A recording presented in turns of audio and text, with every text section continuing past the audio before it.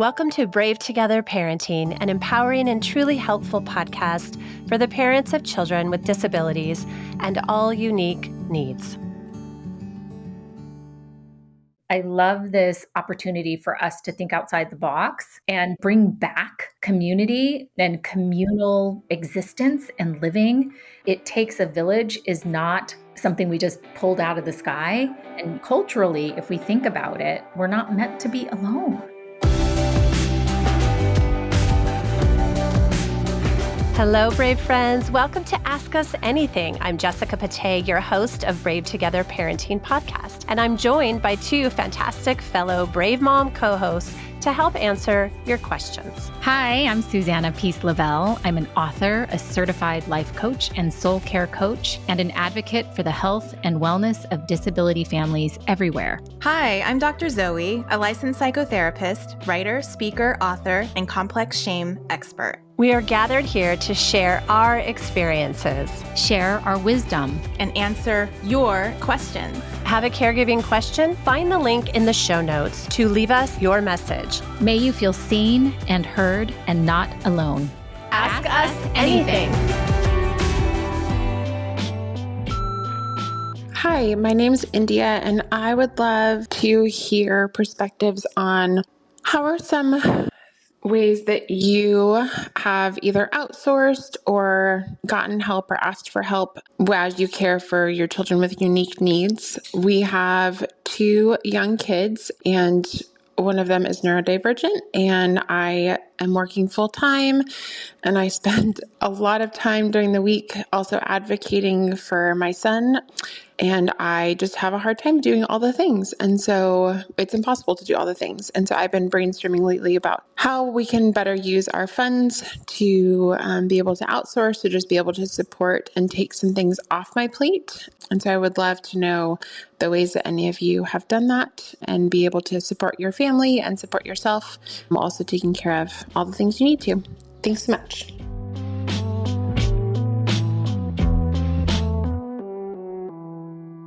Hi, Zoe. Hi, Susanna.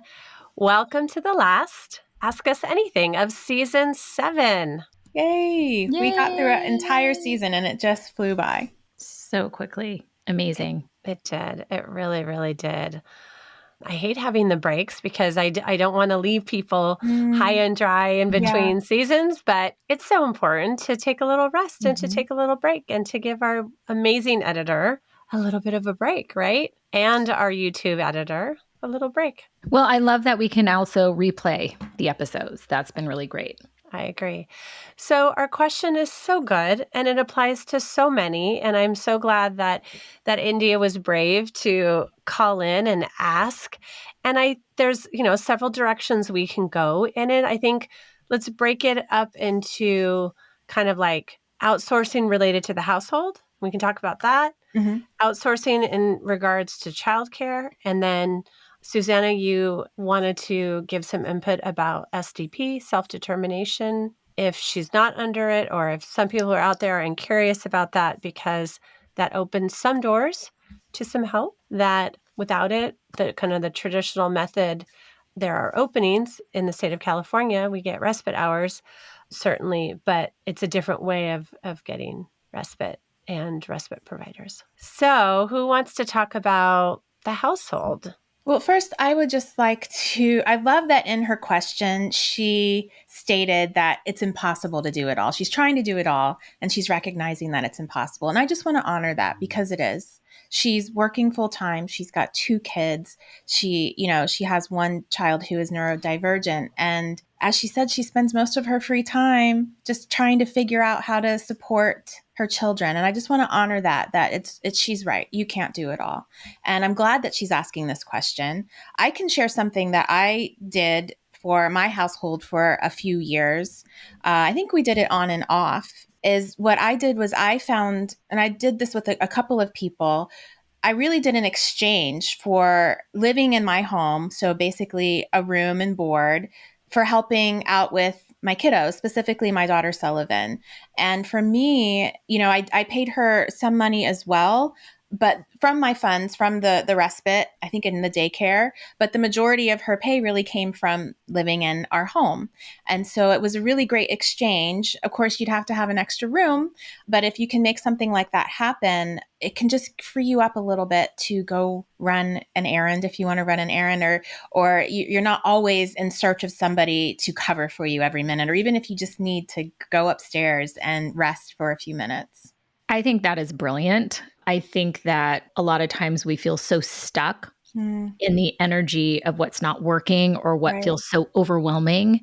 And so I love this. First of all, I love the acknowledgement to this mom that yes, you are Superwoman and we can't do it all. Right. Right. And that should not be our quest, actually, because we are human beings and we deserve to feel joy and feel, connection and be feeling restored and rejuvenated and hopefully at peace, at least some moments of our lives. But I love this idea that we sometimes have to be so creative in terms of thinking outside of the box. Well, we think it should look this way, right? And so we're so like narrowly focused on or laser focused on this is the way it should look. And I can't figure out how this is going to look. So I love this idea that this was kind of a win-win for both of you, right? Absolutely. Yes. Right? Yeah. Because someone had a need, which was to have somewhere to rest their head, and you were able to get something in return for that. And I love that energy exchange so much. I love the, it's not, tit for tat, but it's like you're giving, I'm receiving, I'm giving, you're receiving. That is just beautiful. So anyway, I need to find someone like that for my household. But I believe this is very inspiring because I believe this means that, so many different options are available to us. So I think just opening our eyes and expanding our vision of what things could look like for us. Right. This is so good for me to hear right now in this moment. So thank you for that. You're welcome.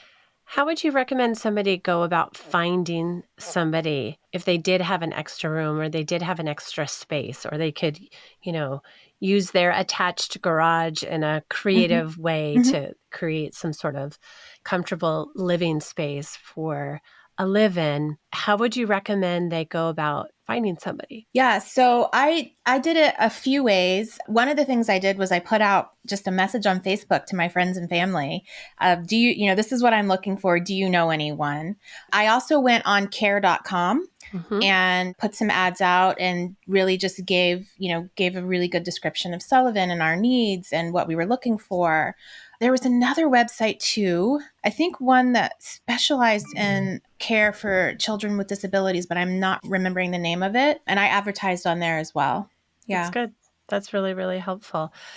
And some other thoughts that came to mind too is, if that isn't possible, because for a lot of our audience, it's not going to be possible. They're not going to have the luxury of an extra room or a space. This is not necessarily in regards to childcare, and we will get to that specifically too. But what about, doing meal prep with another mom or two on Sundays? Yeah. Maybe it's once a month, but you do it together so it feels way more fun. And then you have a bunch of meals in your freezer or in your fridge or both, and you just feel more prepared and you feel like you are strengthened by doing this with other people. Another idea is, what if you swap some household favors? You could do like a co-op between a group of moms in your area or your county, and once a month you all get together to work on a project. Or what if like you swap with one other mom once a month? Once a month you go over there and you do all the laundry, right? The next month they come to your house, you save that Sunday, that Saturday, that Friday night, whatever, put on a Hallmark movie, have a glass of wine, and you're just going to town doing laundry for hours together. Yeah. And it's just the most boring activity. But if you're doing it with a friend and you're helping each other out, and that the next month you'll go there and you'll help her with a project, with the laundry, it's free. It's free.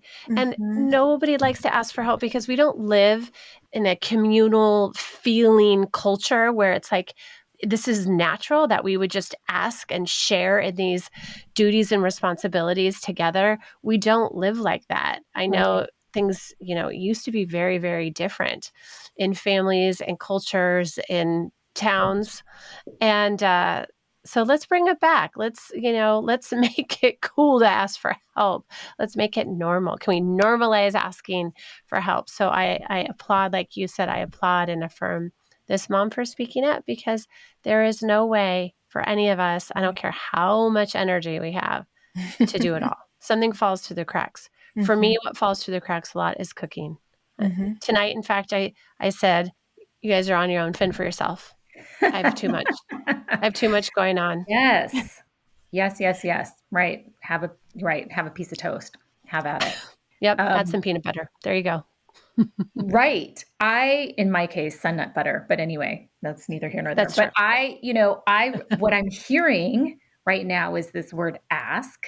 What I'm also hearing is the speaking of your truth. So I feel like, again, we often feel so isolated in our own little world, in our own little bubble. Okay. So even Zoe talking about messaging on Facebook to friends and family, care.com, putting some thought into some specific ads. What I love about this so much is that we have the opportunity to sit with ourselves and understand and really ask ourselves, okay, what do I need? What are my needs? What are my household needs? What are my needs? What is going to support my family? And I think that first step there is such a barrier. It feels like almost impossible sometimes to even be able to like say out loud, I need help. And so what does that look like? Okay, so Jessica, you mentioned the cooking tonight, and I will tell you, I'm obsessed with cooking. So I will come to your kitchen anytime, make you like two big things that you can freeze off sections of. I also happen to be like obsessed with folding clothes. I actually don't like doing the laundry, but folding clothes to me is so therapeutic because I can sit down, have something mindless on TV, usually, the tennis channel, that's my go-to. But I will sit there and fold and fold and fold. And that feels like okay for me. It's actually calming for me. What I don't like to do is run around the house and do chores. I don't like moving. So so the laundry, I can sit down. You know what I mean? I I can don't be know why that struck me so funny. in one I don't like place. moving. Yeah, I don't like moving. I mean, I like moving around a kitchen when I'm cooking, but I don't like emptying the dishwasher because I have to move around too much. Do you know what I mean? I don't like sweeping. I don't like vacuuming. Anyway, I'm going on a tangent, but all I'm trying to say is I love this opportunity for us to think outside the box and bring back community and communal, existence and living. It takes a village is not something we just pulled out of the sky. And, culturally, if we think about it, we're not meant to be alone. We're not. No, we're not. We're not. That concept of community is so important. It's why we have this podcast, right? It's why We Are Brave Together exists. And especially for working moms the time just feels so little. You're working all day, you come home, you've got to do all the things to take care of the family and then get ready for the next day and all the extra things that probably needed to get done while you were working. It can feel like there's no time for cultivating relationships. And when you don't cultivate relationships, you don't have community, right? And so I just want to speak that because I know that there might be some moms out there that are saying, but how do I do this? How do I even find people in my life? Or if family isn't here, my family's 3,000 miles away. So I had to cultivate family here in California, but it does take intention. And sometimes it's really just about reaching out. It doesn't mean you have to spend a whole lot of time investing and spending time with someone, but maybe, if there's another mom with a child maybe similar to your age, maybe wherever you get therapy or in your preschool, just reaching out, because we assume that sometimes people don't want us to connect with them. But most Mhm. people, what I hear from clients everywhere is, how do I make friends? How do I make friends as an adult? How do I connect with people? And so if you're wondering that same thing, there are other people out there wondering the same thing. And just like you said, Susanna, I love, like, you love to do the sedentary housework. So you just need to hook up with somebody who loves to do the moving housework. And then, we're all, number one, helping each other in community and using our superpowers. And I'm the one that I would rather run around the house than sit and fold laundry. So there you go. All right. I Team love Yeah. up, girls, team up. Yeah. right? That's so great. So it sounds like, too, that our caller, our mom, was asking how best to use her funds. And so I'm not quite sure if it just meant in terms of like household outsourcing or childcare. So let's talk about childcare. Now, I happen to know that this caller is in the state of California. It's very possible that she gets respite hours through the state. So I would encourage her to follow up on that and see who comes through her agency, because sometimes you do get angels and sometimes you don't. Right. We have two people that came to us through the local agency that's vendored with Regional Center, and we've held on to them for 6 and 7 years, 5 and 7 years, That's amazing. longer, Oh my God. because they are so sweet, so reliable, Wow. so fantastic with Ryan. They've seen, the good, bad, and ugly, and we're generous with them on their birthdays and Christmas, and we treat them like family. So they've stuck with us. And again, we just gambled to see who would come through the agency. So that's an option. Or if there is somebody that you know and trust, then you can ask them to be vendored. I think they call it self-directed. You can get them vendored with the respite agency. They can join the agency, and then you can get them going. Now, if you're out there and you don't have respite hours and you don't have family, and I would say, just like with the other ideas about, swapping favors with household tasks, that you find a mom that you can trust. And maybe you're going to have to start at, step one, which is make a new friend. Or maybe you ask some of the women that you know in your area, in your school district, um, about swapping favors. And it's so hard to be the first one to ask because, again, like we said, we don't live in a culture where everyone is asking each other favors. Maybe carpooling favors, maybe, but that's, I feel like, as far as it goes, and not even that all the time. So I really believe, even though this is a hard option, that you can find another mom who is also another caretaking mom and train each other. You train each other how to take care of each other's kids. And then you start with an hour, and then you another hour, add another hour. Maybe you go for the whole day on a Saturday or Sunday and try that out. And then you move to an overnight. And again, this is baby steps over many, many weeks or months. I'm not saying 1 hour one week, 3 hours the next week, 8 hours the next week, and then an overnight a month later. No, just baby step by baby step, and you swap. You each get trained on each other's kids, and you help each other out so that you can get the breaks that you need and want. Great, great advice. And Susanna, you were talking earlier about thinking outside of the box. And I think you were talking about getting creative and using your people for respite to help kind of run some of your errands as well. Well, so, this brings up what I would like to mention with regard to funding and funding sources, because for a long time we were, reliant upon anyone who is vendored with the regional center. Right. But recently we set up, self-determination for funding for Arizona. And so we're on year 2 now.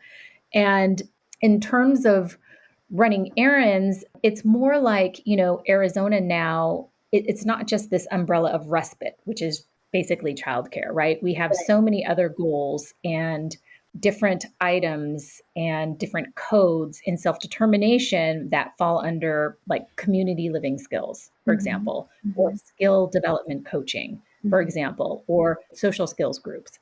And so I've been able to hire vendors who wouldn't necessarily be, vendored with the regional center, who would help my daughter out in the community, for example, grocery shopping, for example, picking things up from the local CVS, for example, walking to, fill in the blank Mm-hmm. to, complete a task, right?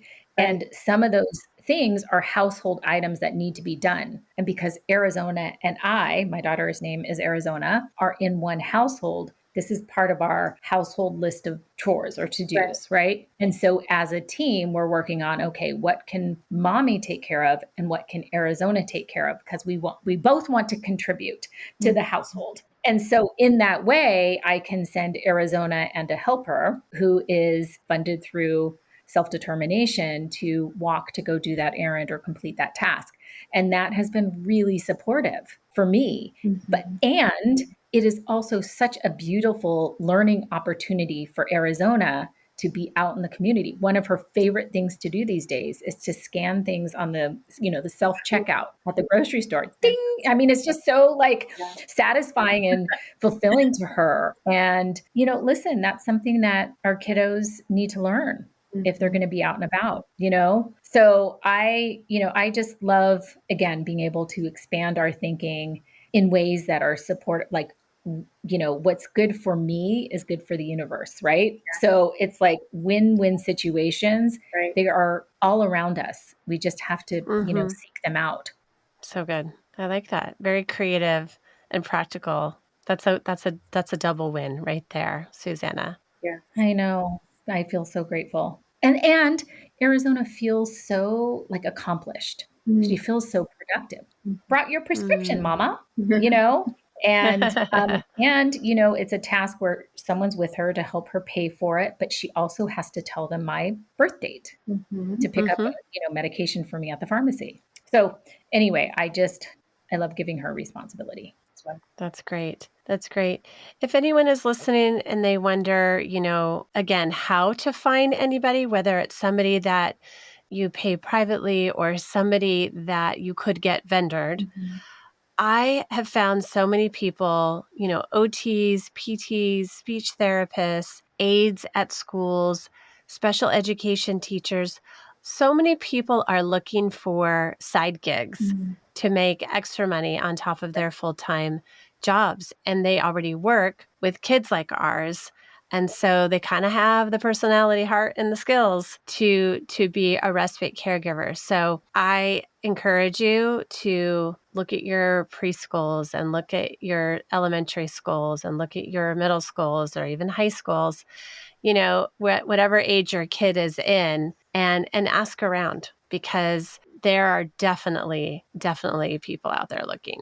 The one-on-one aides are great for that too. A lot of them are already, maybe even your child's one-on-one is already working with your child in the school, and maybe they would like some extra, after school hours. Well, I don't think they're allowed to when they are working one-on-one with our kids. It would have to be on the QT, and I hesitate to give that as a recommendation. But when they're not working with your kid, then they can start working outside of school. Oh, okay. Like Ryan had somebody who was working with him all through high school, and now that he's in the transition program, she can come to us and work because she's not his one-on-one. Right, that makes sense. But other students' one-on-ones can. That's right. Yep. That's right. And you can even go to other school districts, right? We found, the most wonderful behaviorist babysitter 10 years ago, and she wasn't in our school district. She was in another school district. So anything else that comes to mind that could be helpful? I think one, she has to determine, or our listeners need to determine, what is most important to you. Is it household? Is it childcare? What is it? What's the most important if you're operating on a certain amount of bandwidth or budget?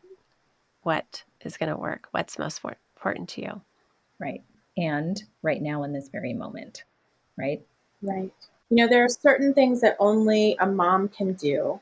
And then there are things that you can really just farm out. And so it's looking at, how can I make sure that I'm optimizing the things that only I can or want to do in my family, with my family, and figuring out how you can maybe farm out the other things.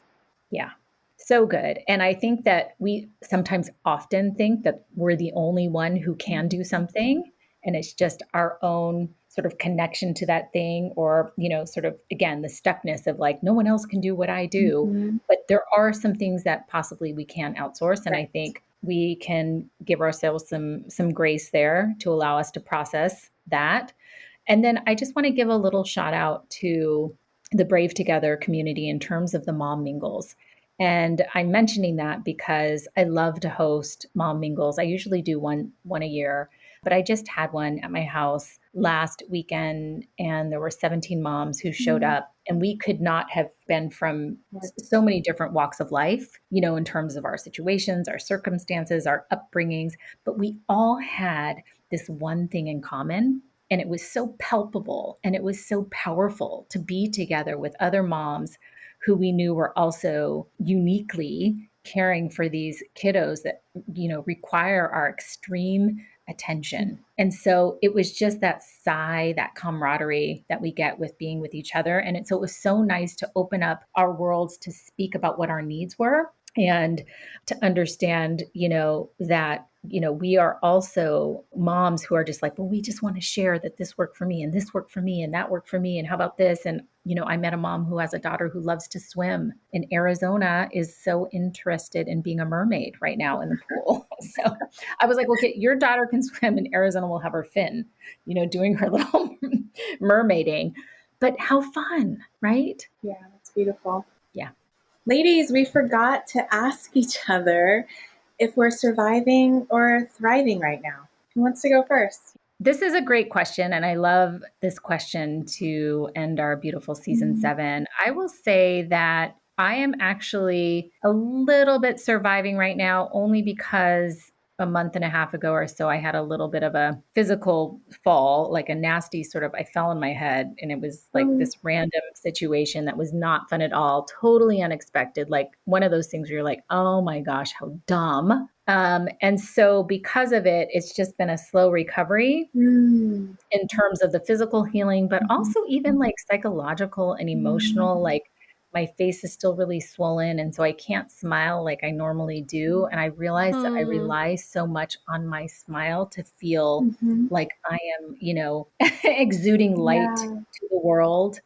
And so that has been a little bit challenging, but at the same time, I'm so grateful that it wasn't anything worse than what happened. And so I also feel like I'm counting my blessings in terms of, my able body and being Yes. able to do all the things that I need to do in my life. Wow, thanks for sharing. I'm so glad that you're okay. I'm glad that you're healing and that you will heal. Yes. Yes. Yeah, because falling down at our age is not okay. It's like the wheels are falling off. I'm like, Right. how did I slip on that? I know. Yes. And when things like that happen, I'm always like, what is the message here? What is the Right. message? There's Slow no down. message here. I fell. Well, no, but I think for me, it was like, slow down, Pay Susanna, attention. slow down. Yeah. Slow down. Exactly. Like, Yeah. just, it's okay to take a minute, Yep. take a break. Yeah. For sure. Zoe, how are you? I think I'm kind of with Susanna. I'm kind of surviving right now. My daughter's in this treatment center, and I'm getting ready to go pick her up this weekend, or actually tomorrow night. And so it's just, it's going to be a transition, bringing her back home and then taking her to where she's going to be going afterwards. So it's just, there's a little bit of angst, I think, and just wondering how it's going to be. I haven't seen her for a little while. And so I'm hopeful that we're going to have a really great weekend together. And so just a little bit of surviving. Yeah. So understandable. So understandable. And I really hope and pray for such a peaceful transition at home. Thank you. And traveling again to take her where she's going next. I Yeah. just really, really hope for peace for you and for her, and that she transitions well. And, it's another transition for you Right. as Yeah. well at home in your Yes. home life too. Yeah. Me and my So. 11-year-old daughter. So it's, yeah. Thank you. Thank you for those thoughts. Mm-hmm.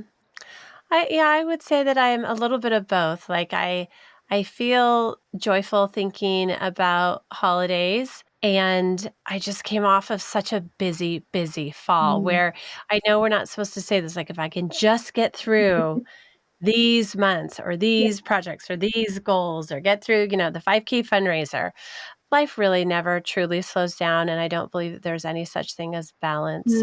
But I'm glad that like the heavy lifting of the fall Mm-hmm. for work is over. There's always work. There's always more to do, and we're always looking ahead. We're looking ahead to season 8 of this podcast, right? Right. And planning for that. But I feel like I'm looking forward to the holidays. I'm hosting a few times, and I'm just going to make it simple, and I'm just going to enjoy Yes. it. I'm not Yes, going to yes, yes. stress myself out. Yes. Yes. No need. No need. So, everyone who's out there listening, we love being with you. We love your questions. We welcome more questions for season 8. Like we've said before, you can ask anything at all because we have probably heard it before. We have probably experienced it before. We have felt it before. So feel free to send in your questions and concerns. And I certainly hope you enjoyed our worst, mortifying, most embarrassing parenting moments. That was kind of a different episode, but wow, it was really fun to relive those memories and laugh together and be embarrassed Yeah. together. So if you want something like that, if you have another idea for something kind of silly, let us know because we welcome that. We need laughter. We do. We need laughter. Yeah. We are here for all of it. Ask us anything. Well, happy holidays. Thank you for listening and watching season 7. Please keep watching, keep listening, rating, and reviewing this podcast. Please keep sharing our episodes with your friends and family. Thank you so much.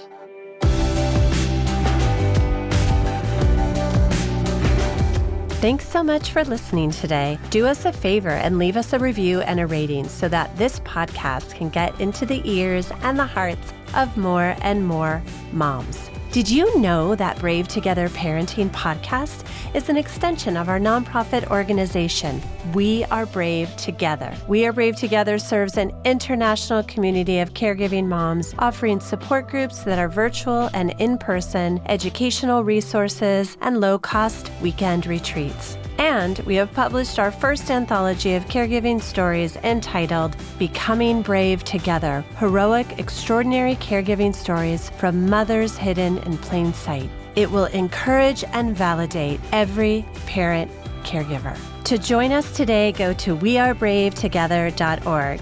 Our support and sisterhood awaits you.